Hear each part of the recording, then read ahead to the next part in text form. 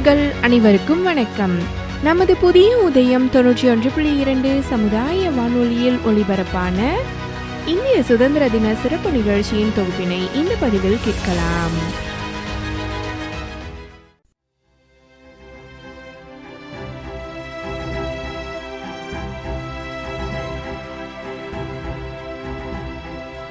மனிதர்களாகிய நாம் நினைத்ததை அடைய எத்தனை நாள் போராடுவோம்?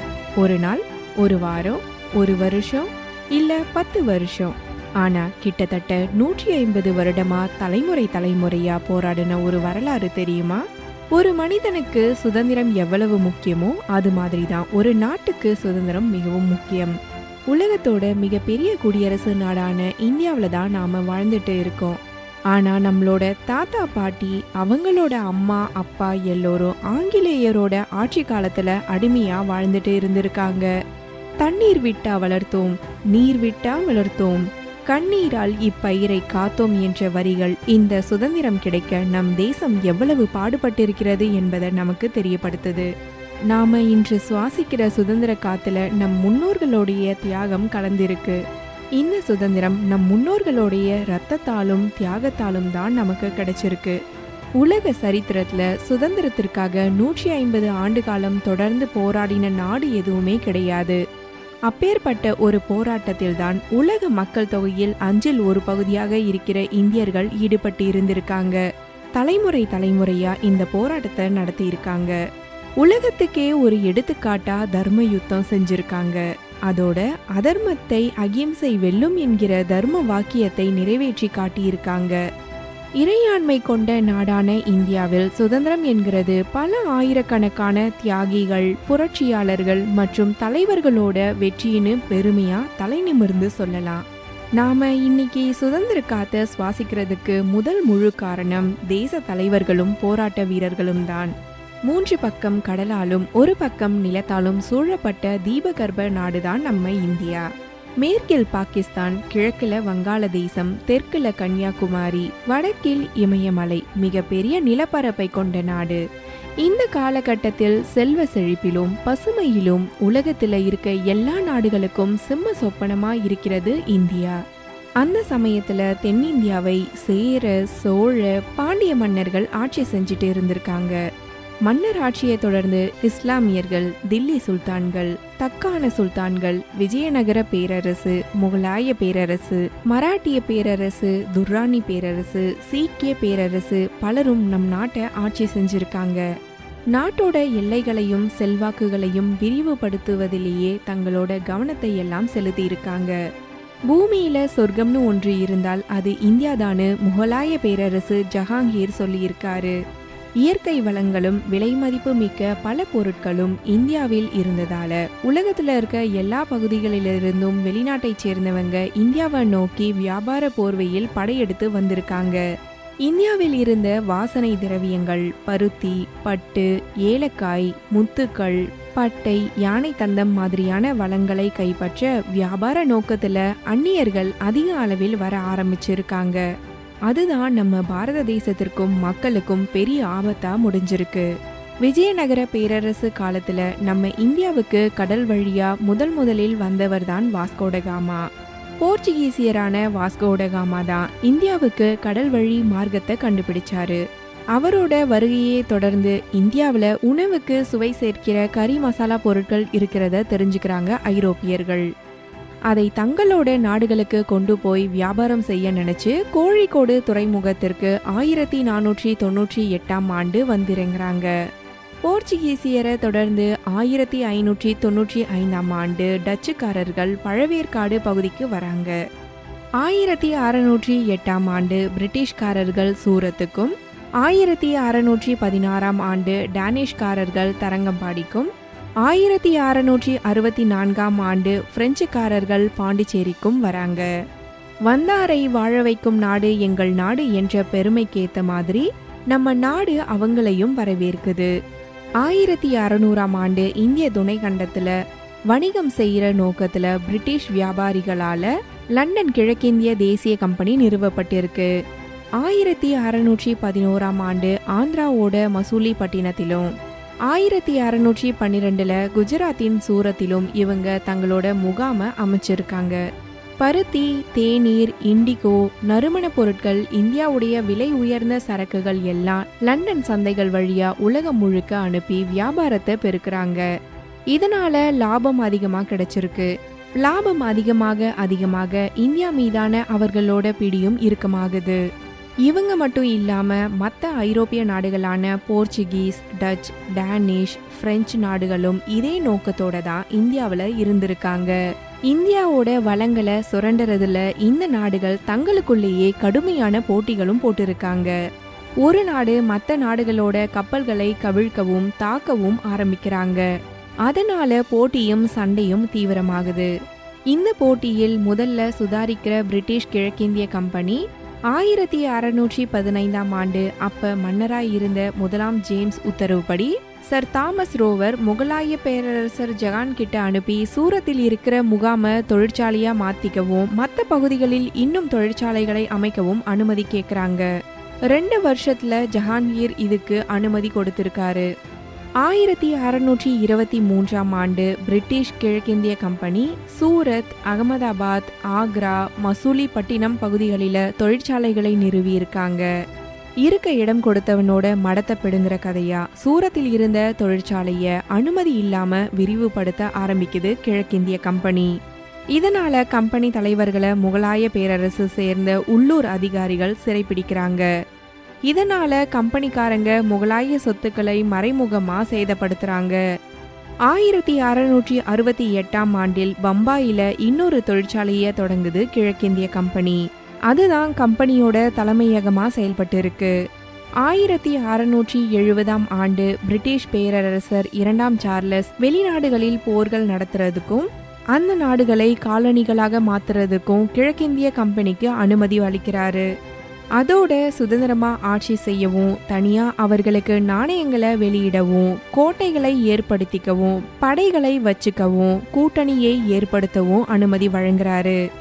இப்போ ஆங்கிலேய கிழக்கிந்திய கம்பெனி இந்தியாவில் அரசியல் நிர்வாகத்தை நிறுவ நினைக்குது. இதுல இருந்து சுதந்திரமா வர்த்தகம் செய்யவும், இந்தியர்களோட பொருளை மலிவா விற்கிறதுக்கும், அதிகமான விலையில அவங்கள வாங்குறதுக்கும் கட்டாயப்படுத்துது. இதனால இந்திய வியாபாரிகளுக்கு கோபமும் அதிருப்தியும் உண்டாகி முகலாய பேரரசர் ஜஹாங்கீர் கிட்ட போய் புகார் செய்றாங்க. 1686 முகலாய பேரரசு ஆங்கிலேயர்கள் மேல கடும் நடவடிக்கை எடுக்கிறது. இதனால ஆத்திரமடைந்த கிழக்கிந்திய கம்பெனி முகலாய பேரரசு மேல போர் தொடுக்குது. முகலாய படைய குறைந்து மதிப்பிட்டதனால பேரழிவை சந்திக்குது கிழக்கிந்திய கம்பெனி. இந்த போராட்டத்தின் விளைவா ஆங்கிலேயர்கள் வங்காளத்தில் இருக்கிற அவங்க தொழிற்சாலையிலிருந்து வெளியேற்றப்படுறாங்க. அவங்களோட பல தொழிற்சாலைகளும் பறிமுதல் செய்யப்பட்டிருக்கு. முகலாயர்களை நேரடியா எதிர்க்க முடியாததால தங்களோட தப்புக்கு மன்னிப்பு கடிதம் எழுதி அரசு கிட்ட கொடுக்கறாங்க. நேரடியா மோதி ஜெயிக்க முடியாததால முகலாய மன்னர்களை புகழ்ந்து தங்களுடைய வர்த்தகத்தை தடையில்லாமல் நடத்துறதுக்கு வேண்டுகோள் விடுக்கிறாங்க. பசுந்தோல் போத்திட்டு வந்த இந்த குள்ள நரிகளை இனம் காண முடியாத இந்திய அதிகாரிகள் அவங்களோட மன்னிப்பை ஏத்துக்கிறாங்க. 1689 கல்கத்தாவில் ஒரு தொழிற்சாலையை நிறுவி வங்காளம், மெட்ராஸ், பம்பாயில் இருக்கிற கம்பெனிகளை சுதந்திரமா நிர்வகிக்க ஆரம்பிக்குது. இந்தியாவை கிழக்கிந்திய கம்பெனி மூலம் அடிமைப்படுத்த பிரிட்டிஷ் அரசு நினைக்குது. இந்தியாவில் சராசரியா 330 ஆண்டுகள் முகலாய ஆட்சி நடந்திருக்கு. அதுல 180 ஆண்டுகள் மட்டும்தான் முகலாய சாம்ராஜ்யம் பலமா இருந்திருக்கு. இந்த காலம் பாபர்ல இருந்து அவுரங்கசீப்போட ஆட்சி காலம் வரைக்கும் தான். அவுரங்கசீப் முகலாய பேரரசோட கடைசி சக்தி வாய்ந்த பேரரசாய் இருந்திருக்காரு. அவருக்கு அப்புறம் ஆட்சிக்கு வந்த யாருக்கும் அவ்வளவு செல்வாக்கு கிடைக்கல. 1077 அவுரங்கசீப்போட மரணத்திற்கு பின்னர் முகலாய ஆளுநர்களாய் இருக்கிற சுபதாரர்களும் ஜமீன்தாரர்களும் இருக்கிற நிலங்களை தங்களுடைய வசமாக்குறாங்க. பெரிய பெரிய அரசுகள் எல்லாம் குறுநில மன்னர்களோட ஆட்சிகளா உருமாறுது. குறுநில மன்னர்களோ தங்களுடைய எல்லையை விரிவுபடுத்துவதிலேயே கவனம் செலுத்தி இருக்காங்க. இந்த ஒற்றுமை இல்லாத தன்மையை கிழக்கிந்திய கம்பெனி தனக்கு சாதகமா பயன்படுத்திக்க ஆரம்பிக்குது. ஐரோப்பிய நாடுகளான பிரிட்டன், பிரெஞ்சுக்கு இடையில் நடக்கிற போர்கள் இந்தியாவிலும் எதிரொலிச்சிருக்கு. வியாபாரத்துக்காக இந்தியா வந்தவங்க இந்தியாவோட ஆட்சியிலும் தலையிட ஆரம்பிக்கிறாங்க. தென்னிந்தியாவை ஆட்சி செய்தவர்களுக்கு இடையில் இருக்கிற ஒற்றுமையின்மையை ஆங்கிலேயர்களும் பிரெஞ்சுக்காரர்களும் தங்களுக்கு சாதகமா பயன்படுத்திக்கிறாங்க. உள்நாட்டு அரசுகளுக்கு நிதி உதவி, போர் பயிற்சி, ஆயுதங்கள்னு பல உதவிகள் செஞ்சு அவங்கள தங்களுக்கு சாதகமா மாத்திக்கிறாங்க. 1746 இருந்து 1754 ஆண்டு வரைக்கும் ஆற்காடு நவாபுக்கும் ஹைதராபாத் நிஜாமுக்கும் மோதல் நடந்திருக்கு. ஹைதராபாத் நிஜாமுக்கு ஆதரவா பிரெஞ்சுக்காரர்களும் ஆற்காடு நவாபுகளுக்கு ஆதரவா பிரிட்டிஷ்காரர்களும் களமிறங்கி இருக்காங்க. 1751 ஆண்டு ராபர்ட் கிளைவ் தலைமையில் ஆற்காடை கைப்பற்றுது பிரிட்டிஷ் கிழக்கிந்திய கம்பெனி. இந்த காலகட்டத்தில் நடந்த போர்கள் கர்நாடக போர்கள் என்று வரலாற்றில் குறிப்பிடப்படுது. கர்நாடகம்னா அப்போ ஆந்திர பிரதேசமும் தமிழ்நாடும் சேர்ந்திருந்த பகுதிகள் தான். 1757 இருந்து 1763 ஆண்டு வரைக்கும் நடந்த 3ஆம் கர்நாடக போர்ல தென்னிந்திய பிரிட்டிஷ்காரர்களோட ஆதிக்கத்துல வந்திருக்கு. மெட்ராஸ், பம்பாய், வங்காள மாகாணங்கள் கிழக்கிந்திய கம்பெனியோட ஆட்சியின் கீழே வருது. ஆங்கிலேயர்களுடனான இந்த ஆதிக்கத்தை சில இந்திய மன்னர்கள் எதிர்த்து போர் செய்ய ஆரம்பிக்கிறாங்க. 1751 ஆண்டு நெற்கட்டாம் சேவலை ஆட்சி செய்து கொண்டு வந்த பாளையக்காரரான பூலித்தேவன் முதலா வெள்ளையனே வெளியேறுங்கிற வீர முழக்கத்தை இட்டிருக்காரு. 1755 ஆண்டு கர்னல் அலெக்சாண்டர் இவரோட கோட்டையை முற்றுகை செஞ்சு கப்பம் கட்ட வலியுறுத்தி இருக்காரு. என்னோட நிலப்பகுதிக்கு வசூல் செய்யற உரிமை வெள்ளையர் யாருக்கும் கிடைக்காதுன்னு வீர முழக்கம் செஞ்சு வெள்ளையரை விரட்டி அடிச்சு முதல் வெற்றியை பதிவு செய்தவர் பூலித்தேவன். ஆற்காடு நவாபோட அத்துமீறல், ஆங்கிலேயர்களோட வருகைன்னு பல அடக்குமுறைகள் நடந்துட்டு இருந்த காலத்துல பெரிய அளவுல நடக்கிற ஆட்சி மாற்றங்களால குறுநில ஆட்சி செய்த பாளையக்காரர்களுக்கு ஆபத்துன்னு உணர்ந்து பாளையக்காரர்களை ஒன்னு திரட்டி ஒற்றுமையா இருக்கணுங்கிறதோட அவசியத்தை உணர்த்துறாரு. பரப்பளவுல சின்ன பாளையத்திற்கு மட்டுமே தலைவராக இருந்தாலும் பூலித்தேவன் 12 ஆண்டுகள் ஆங்கிலேயர்களை எதிர்த்து போர் செஞ்சிருக்காரு. போராட்ட முடிவுல பாளையத்தோட பல பகுதிகள் பிரிட்டிஷார் கைப்பற்றி இருக்காங்க. வங்காள நவாப் சிராஜ் உத்தலா ஆங்கிலேயர்களை எதிர்த்து அவங்களோட கல்கத்தா கோட்டையை தாக்கி பல ஆங்கிலேயர்களை கொல்லுறாரு. இதனால 1757 ஆண்டு பிளாசி என்ற இடத்துல பிளாசி போர் தொடங்கி இருக்கு. அதுக்கு ஆங்கிலேய படை வங்காளத்தை தாக்கி பதிலடி கொடுத்திருக்கு. கடுமையா நடந்த இந்த போர்ல ராபர்ட் கிளைவ் தலைமையிலான ஆங்கிலேய படை சூழ்ச்சி மூலமா வெற்றி பெறுது. இதை தொடர்ந்து 1764 ஆண்டு நடந்த பாக்சார் போர்லையும் ஆங்கிலேய படை வெற்றி பெற்று வங்காளத்தை முழுமையா தன்வசமாக்குது. பிரிட்டிஷ் கிழக்கிந்திய கம்பெனியை கொலை நடுங்க வச்ச இன்னொரு மன்னர் தான் திப்பு சுல்தான். இவரோட அப்பா ஹைதர் அலி மைசூர் பகுதியை ஆண்டு வந்திருக்காரு. இயல்பிலேயே சுதந்திர உணர்வோடு இருக்கிற ஹைதர் அலிக்கு ஆங்கிலேயர் இந்திய அரசியலில் தலையிடுவது சுத்தமா பிடிக்காம இருந்திருக்கு. 1766 ஆண்டு ஆங்கிலேயர்கள் மீது போர் தொடுத்திருக்காரு. திப்பு சுல்தானும் அப்பாவோட சேர்ந்து ஆங்கிலேயரை எதிர்த்திருக்காரு. 1706 ஆண்டு நடந்த இந்த போர் 33 வருடங்களா வெவ்வேறு கட்டங்களில நடந்திருக்கு. இந்த போர்களை வரலாறு மைசூர் போர்கள் என்று குறிப்பிடுகிறது. முதலாம் மைசூர் போர்ல ஹைதர் அலி ஜெயிச்சது ஆங்கிலேயர்களை நிம்மதி இழக்க வச்சிருக்கு. மைசூர் அரசை எப்படியாச்சும் அழிச்சிடணும்னு ஆங்கிலேயர்கள் முடிவு பண்றாங்க. முதல் மைசூர் போர்ல ஆங்கிலேயர்களை அதிர்ச்சி அடைய வச்ச இன்னொரு விஷயம்தான் திப்பு சுல்தானோட ராக்கெட் தாக்குதல். ஆங்கிலேயர்களோட ஆயுத கிடங்குகளை துல்லியமா ராக்கெட்ல வச்சு தாக்கி அழிச்சிருக்காரு திப்பு சுல்தான். இவரையும் துரோகத்தை வச்சுதான் ஆங்கிலேய படை வீழ்த்தி இருக்கு. திப்பு சுல்தானோட அமைச்சர்களை சூழ்ச்சி செஞ்சு அவர்களுக்கு துரோகிகளா மாத்தி திப்பு சுல்தானை வீழ்த்தி இருக்காங்க. ஸ்ரீரங்கப்பட்டினம் கோட்டையில் இருந்த திப்பு சுல்தானை ஆங்கிலேயர்கள் சுத்தி வளைச்சப்போ அவரோட தளபதிகள் திப்பு சுல்தான் தலைமறைவா இருக்க சொல்லியிருக்காங்க. அடிமையா 200 ஆண்டுகள் வாழறத விட வீரனா ஒரு நாள் வாழ்ந்தால் போதும்னு கர்ஜனை செஞ்சிருக்காரு திப்பு சுல்தான். 1799 ஆண்டு மே 4 சதி மூலமா திப்பு சுல்தான் கொல்லப்பட்டிருக்காரு. ஆங்கிலேயர்களை எதிர்த்த முதல் பெண் சுதந்திர போராட்ட வீராங்கனை தான் ராணி வேலு நாச்சியார். தமிழ்நாட்டின் சிவகங்கை பகுதியை ஆட்சி செய்த பெண் சிங்கம் ராணி வேலு நாச்சியார். 1772ஆம் ஆண்டு ஏற்பட்ட போர் நெருக்கடியை சமாளிக்க ஹைதர் அலியை சந்தித்து ஆங்கிலேயரை எதிர்க்கிறது பற்றி விவாதிச்சிருக்காங்க. ஹைதர் அலியும் உதவி செய்யறதா உறுதியளிச்சிருக்காரு. 7 ஆண்டுகளா திண்டுக்கல் கோட்டை, விருப்பாச்சி கோட்டைன்னு மக்களை ஆங்கிலேயருக்கு எதிராக திரட்டி இருக்காங்க. சிவகங்கை மக்களையே ஒருங்கிணைச்சு கம்பெனியை எதிர்க்க படை திரட்டி இருக்காங்க. மருது பாண்டிய சகோதரர்கள் இந்த போருக்கு தலைமை தாங்கி இருக்காங்க. 1780ஆம் ஆண்டு வேலு நாச்சியார் தலைமையில் திண்டுக்கல்ல இருந்து ஒரு படை சிவகங்கைக்கு கிளம்புது. ஹைதர் அலி கொடுத்த 5000 குதிரை வீரர்களையும் 5000 படை வீரர்களையும் ஒரு பீரங்கியையும் உள்ளடக்கிய இந்த படை காளையார் கோவிலை முதல்ல கைப்பற்றுது. இறுதியா சிவகங்கையை கைப்பற்ற பெரிய மருது, சின்ன மருது, குயிலி தலைமையில் படைய திரட்டி இருக்காங்க. சிவகங்கை அரண்மனையில நடந்த நவராத்திரி விழால குயிலை தலைமையிலான பெண்கள் படை மாறு வேஷத்துல மக்களோட மக்களா கலந்து உள்ள நுழைறாங்க. அதுல குயிலி தன்னோட உடம்புல தீ வச்சு ஆங்கிலேயரோட ஆயுத கிடங்க எரிச்சு சுதந்திர யாகத்தை கொழுந்து விட்டு எரிய வச்சிருக்காங்க. ராணி வேலு நாச்சியார் தன்னுடைய 50வது வயதுல ஜோசப் மித்தையும் தளபதி பான்ஷோரையும் தோற்கடிச்சிருக்காங்க. இந்தியாவில் வியாபாரம் செய்ய வந்த ஆங்கிலேயர்கள் நாட்டில் ஆதிக்கம் செய்யறத எதிர்த்த இன்னொரு வீரர் தான் தீரன் சின்னமலை. 1782ஆம் ஆண்டு டிசம்பர் மாதம் 7ஆம் தேதி ஹைதர் அலிக்கு பின்னாடி ஆட்சிக்கு வந்த திப்பு சுல்தான் ஸ்ரீரங்கப்பட்டினத்தில் கிழக்கிந்திய கம்பெனியை எதிர்த்து போர் செஞ்சாரு. தீரன் சின்னமலை ஆயிரக்கணக்கான கொங்கு நாட்டு இளைஞர்களை ஒன்று திரட்டி மைசூருக்கு போய் திப்பு சுல்தானுக்கு ஆதரவா போர் செஞ்சிருக்காரு.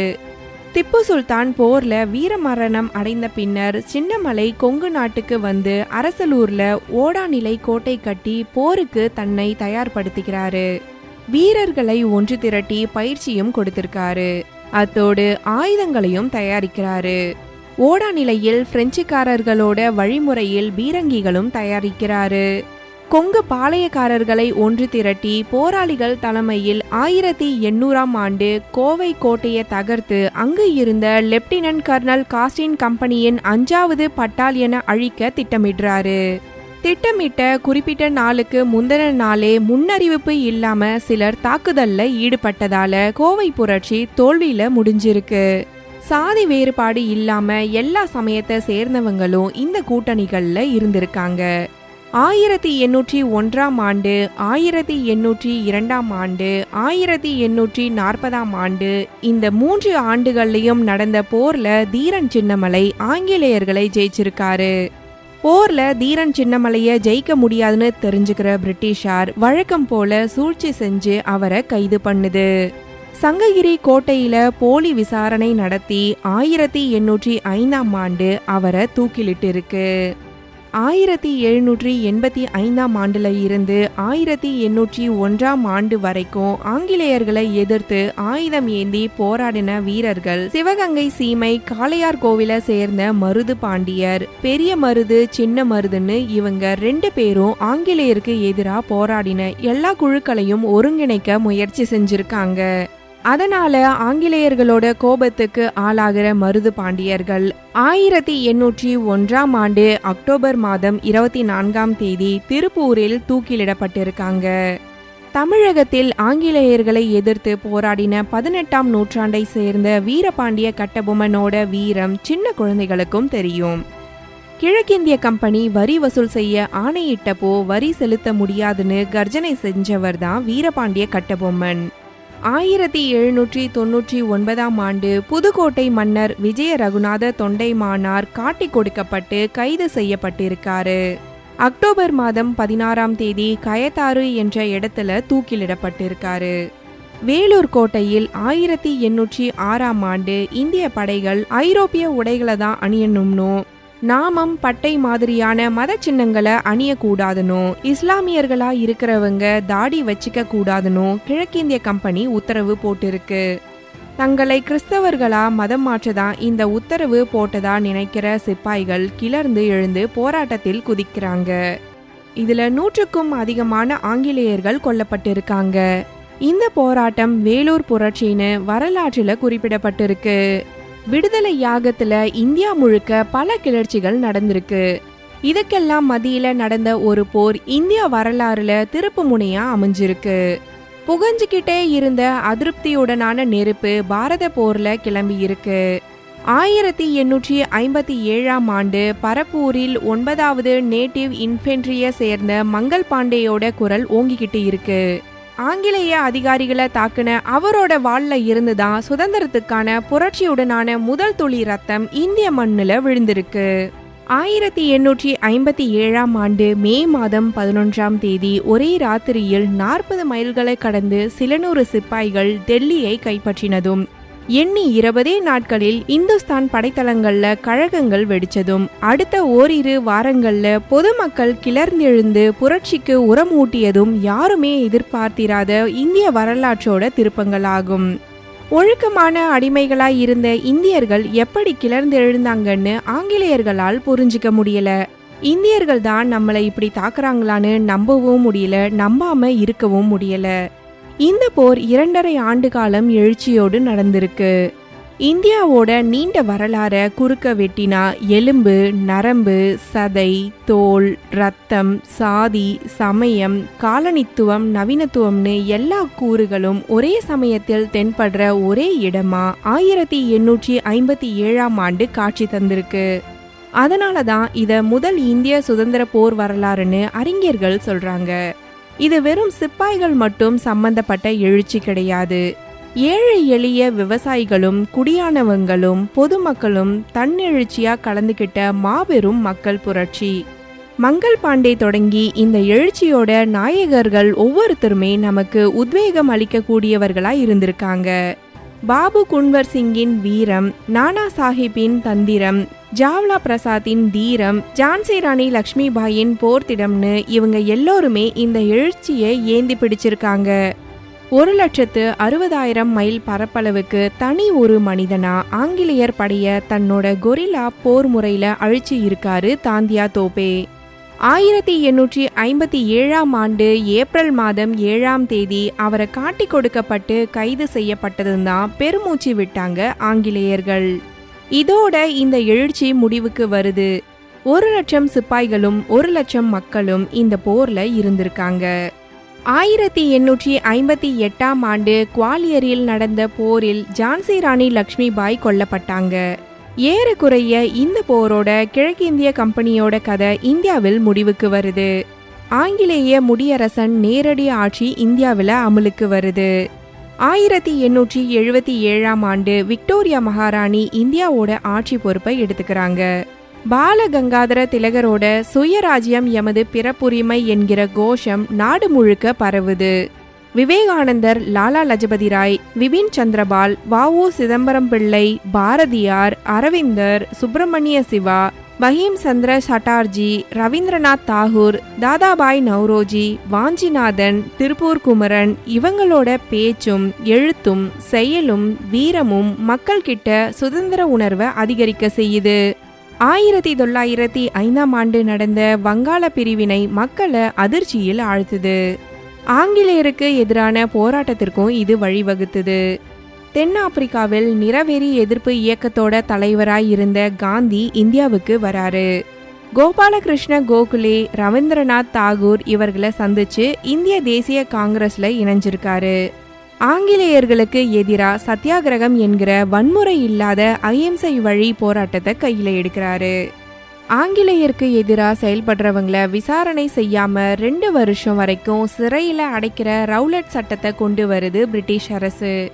அடக்குமுறை அதிகரிக்க எதிர்ப்பு போராட்டங்கள் வலுப்பெற ஆரம்பிக்குது. 1919 ரவுலட் சட்டத்திற்கு எதிர்ப்பு தெரிவித்து ஜாலியன் வாலாபாக் திடல்ல நடந்த கூட்டத்தில் ஆயிரக்கணக்கான மக்கள் கலந்துக்கிறாங்க. ஆங்கிலேயர் ராணுவ ஜெனரே ரெஜினால்ட் டயர் முன்னறிவிப்பு எதுவும் இல்லாம மக்கள் மீது துப்பாக்கி சூடு நிகழ்த்த உத்தரவிடுறாரு. நூற்றுக்கணக்கான மக்கள் இறந்த இந்த படுகொலை நாட்டையே உலுக்குது. 1929 இந்திய தேசிய காங்கிரஸ் நாடு முழுக்க ஆங்கிலேய ஆட்சிக்கு எதிராக ஒத்துழையாமை இயக்கத்தை ஆரம்பிக்குது. ஆங்கிலேய கல்வி நிறுவனங்கள், நீதிமன்றங்கள் புறக்கணிக்கப்படுது. அரசு வேலைகளில் இருந்த மக்கள் ராஜினாமா செய்யறாங்க, வரி கட்ட மறுப்பு தெரிவிக்கிறாங்க, ஆங்கிலேயர்கள் தந்த கௌரவ பட்டங்களை துறக்கிறாங்க. 1930ஆம் ஆண்டு உப்புக்கு வரி விதிக்குது ஆங்கிலேய அரசு. காந்தி உப்பு சத்தியாகிரகத்தை ஆரம்பிக்கிறாரு. எங்க நாட்டுல விளைஞ்ச பொருளுக்கு அந்நியர் வரி விதிப்பதான்னு அகிம்சை முறையில எதிர்க்கிறாரு. 1930ஆம் ஆண்டு மார்ச் 2ஆம் தேதி குஜராத்தில் இருக்கிற சபர்மதி ஆசிரமத்தில் இருந்து சுமார் 240 மைல் தூரத்தில் இருந்த தண்டியை நோக்கி 23 நாட்கள் நடைப்பயணம் செஞ்சு தடைய மீறி உப்பு எடுக்கிறாரு. இந்த யாத்திரையில ஏராளமான மக்கள் கலந்து கொண்டிருக்காங்க. தமிழ்நாடு வேதாரண்யத்திலும் ராஜாஜி தலைமையில் உப்பு சத்தியாகிரகம் நடந்திருக்கு. இந்த போராட்டத்தால உப்பு மீதான வரியை ரத்து செய்து ஆங்கிலேய அரசு. பொது உடைமை கொள்கைகளால் ஈர்க்கப்பட்ட பகத்சிங் புரட்சி இயக்கங்களோடு சேர்ந்து ஆங்கிலேய ஆட்சியை எதிர்க்கிறாரு. லாலா லஜபதி ராயோட இறப்புக்கு காரணமான காவல் அதிகாரிகள் சுட்டுக் கொல்றாரு. இந்த குற்றத்துக்காக ஆங்கிலேய அரசு பகத்சிங், ராஜ்குரு, சுகுதேவ்னு 3 பேரையும் தூக்கிலிடுது. இந்த செயல் நாடு முழுக்க போராட்டங்கள் வலுவடைய காரணமாகுது. 1937ஆம் ஆண்டு ஆங்கிலேயரால தேர்தல் நடத்தப்படுது. காங்கிரஸ் கட்சி 5 பிரதேசங்கள்ல பெரும்பான்மை அடைந்து 2 இடங்கள்ல தலைமையை பிடிக்குது. இந்த காலகட்டத்தில் தான் முதல் வட்டமேஜை மாநாடு நடந்திருக்கு. அடுத்த ஆண்டு காந்திருவின் ஒப்பந்தம் கையெழுத்தானது மட்டுமில்லாம லண்டனில் நடந்த 2வது வட்டமேஜை மாநாட்டில் இந்தியா சார்பில் காந்திஜியும் கலந்துக்கிறாரு. இந்த மாநாடு தோல்வி அடைஞ்சதுனால இந்தியா திரும்புறாரு. அந்த காலகட்டத்தில் தான் 2ஆம் உலக போர் ஆரம்பிக்குது. இந்திய தலைவர்கள் கிட்டேயோ மக்கள் கிட்டேயோ கருத்து கேட்காம இந்தியா போர்ல பங்கெடுக்கும்னு ஆங்கிலேய அரசு அறிவிக்குது. இதனால பெரும்பான்மையான மக்கள் அதிருப்தி அடைஞ்சிருக்காங்க. இந்தியர்கள் சுதந்திரத்திற்காக தங்களுக்குள்ளேயே சண்டை போட்டு மடியணுங்கிறது தான் ஆங்கிலேயர்களோட எதிர்பார்ப்பாய் இருந்திருக்கு. 1942ஆம் ஆண்டு செய் அல்லது செத்து மடி என்கிற முழக்கம் இந்தியா முழுக்க பரவுது. இதுதான் வெள்ளையனே வெளியேறுங்கிற இயக்கமா பின்னாடி உருமாறி இருக்கு. 1943ஆம் ஆண்டு நேதாஜி சுபாஷ் சந்திர போஸ் இந்திய தேசிய ராணுவத்தை ஆரம்பிக்கிறாரு. நாடு கடத்தப்பட்ட இந்திய தேசிய பக்தர்களையும் வெளிநாடுகள்ல போர் கைதிகளாய் இருந்த இந்தியர்களையும் ஒருங்கிணைச்சு ஆங்கிலேயரை எதிர்த்து போராடி இருக்கார். இந்திய தேசிய ராணுவத்தின் பெண்கள் படைக்க கேப்டன் லட்சுமி தலைமையேற்று வழிநடத்தி இருக்காங்க. 2ஆம் உலக போரின் விளைவா ஆங்கிலேயர்களோட கஜானா அதிக அளவுல கரைஞ்சி இருக்கு. சொந்த நாட்டையே நிர்வாகம் செய்ய முடியாத சூழ்நிலையை சந்திச்சிருக்கு பிரிட்டன். 1945ஆம் ஆண்டு பிரிட்டன் பொது தேர்தலில் தொழிலாளர்கள் கட்சி ஆட்சியை பிடிக்குது. இதற்கு காரணம் தன்னுடைய தேர்தல் அறிக்கையில் இந்தியா உள்ளிட்ட காலனி நாடுகளுக்கு சுதந்திரம் தருவோம்னு அந்த கட்சி தெரிவித்திருந்தது. இந்த காரணங்களுக்காகவும் பல தலைவர்கள் மற்றும் மக்கள் நடத்திய போராட்டங்களையும் கருத்தில் எடுத்து 1948ஆம் ஆண்டு ஜூன் மாதத்துக்குள்ள இந்தியாவுக்கு சுதந்திரம் வழங்க பிரிட்டிஷ் அரசு முடிவு செய்யுது. இந்த சூழ்நிலையில 1947ஆம் ஆண்டு பிப்ரவரி மாதம் 10ஆம் தேதி இந்தியாவோட கடைசி வைஸ்ராயா மவுண்ட் பேட்டன் பொறுப்பேற்கிறாரு. உடனடியா அவரு ஜவஹர்லால் நேரு, முகமது அலி ஜின்னா உள்ளிட்ட தலைவர்கள் கிட்ட பேச்சுவார்த்தை நடத்துறாரு. காரணம், ஜின்னா தனி நாடு வேணுங்கிற கோரிக்கையில பிடிவாதமா இருந்திருக்காரு. நாட்டுல மக்கள் கிட்டையும் பதற்றமான சூழல் உருவானதுனால முன்னாடியே சுதந்திரம் கொடுக்க வேண்டிய கட்டாயம் ஏற்படுது. 1930ஆம் ஆண்டு முன்பு வரைக்கும் இந்தியா பிரிவினை பற்றி யாரும் நினைக்க கூட இல்லை. 1947ஆம் ஆண்டு ஜூன் மாதம் 3ஆம் தேதி இந்திய பிரிவினை பற்றி வானொலியில முறையான அறிவிப்பு வெளியிடப்படுது. இந்திய பிரிவினை பற்றி மவுண்ட் பேட்டன், ஜின்னா, நேரு இவங்க எல்லோரும் இந்திய பேரரசை மத சார்பற்ற இந்தியானும் முஸ்லிம் பாகிஸ்தானும் பிரிக்கிறதா அறிவிப்பு வெளியிடுறாங்க. 2ஆம் உலக போரில் ஜப்பான் சரணடைஞ்ச பின்னாடி பிரிட்டிஷ் அரசு இந்தியாவுக்கு சுதந்திரம் வழங்க முடிவு பண்ணுது. இந்த அறிவிப்பை மவுண்ட் பேட்டன் பிரபு ஜூலை மாதம் 18ஆம் தேதி 1947ஆம் ஆண்டு அறிவிக்கிறாரு. இந்த தேச பிரிவினையால 1947ஆம் ஆண்டு ஆகஸ்ட் மாதம் 14ஆம் தேதி பாகிஸ்தான் தனி நாடா பிரியுது. இந்தியாவுக்கு ஆகஸ்ட் மாதம் 15ஆம் தேதி சுதந்திரம் என அறிவிக்கப்பட்டதும் ஜோதிடர்கள் அன்னைக்கு நாள் நல்லா இல்லை, அதனால 2 நாள் கழிச்சு கொடுக்கலாம்னு இந்திய தலைவர்களுக்கு கோரிக்கை வச்சிருக்காங்க. ஆனா ஆகஸ்ட் 15 தான்னு மவுண்ட் பேட்டன் உறுதியா இருந்திருக்காரு. இந்த சூழ்நிலையில் ஆங்கிலேயர் கணக்குப்படி நடுராத்திரி 12 மணி தான் புதுநாள். இந்தியர்களுக்கு அதிகாலை 5 மணி தான் புதுநாள். இதனால தான் ஆகஸ்ட் மாதம் 14ஆம் தேதி நள்ளிரவே இந்தியாவுக்கு சுதந்திரம் வழங்கப்பட்டிருக்கு. உலகமே தூங்கும் நள்ளிரவில் சுதந்திர இந்தியா விழித்தெழுந்ததுன்னு ஜவஹர்லால் நேரு வானொலியில உரையாற்றியிருக்காரு. ஆகஸ்ட் மாதம் 15ஆம் தேதி தொடங்கினதும் அரங்கத்தில் மற்றும் வெளியில் இருந்த எல்லோரும் ஒரே நேரத்தில் எழுந்து நின்று கைத்தட்டி ஆனந்தப்பட்டிருக்காங்க. எல்லோரும் சேர்ந்து வந்தே மாதர பாடலை பாடியிருக்காங்க. சுதந்திர இந்தியாவோட முதல் பிரதமரா ஜவஹர்லால் நேருவும் துணை பிரதமரா சர்தார் வல்லபாய் பட்டேலும் பதவியில இருந்திருக்காங்க. அன்னைக்கு காலையில 10 மணிக்கு பிரதமர் முதல்ல இந்திய தேசிய கொடியை ஏத்தியிருக்காரு. இதுவரை நமது இந்திய சுதந்திர தினம் குறித்த சுவாரஸ்யமான தகவல்கள் கேட்டோம். இது போன்ற பல பயனுள்ள தகவல்களை தெரிந்து கொள்ள நமது புதிய உதயம் 91.2 சமுதாய வானொலி நிலைய நிகழ்ச்சிகளை கேளுங்கள். நன்றி நேயர்களே.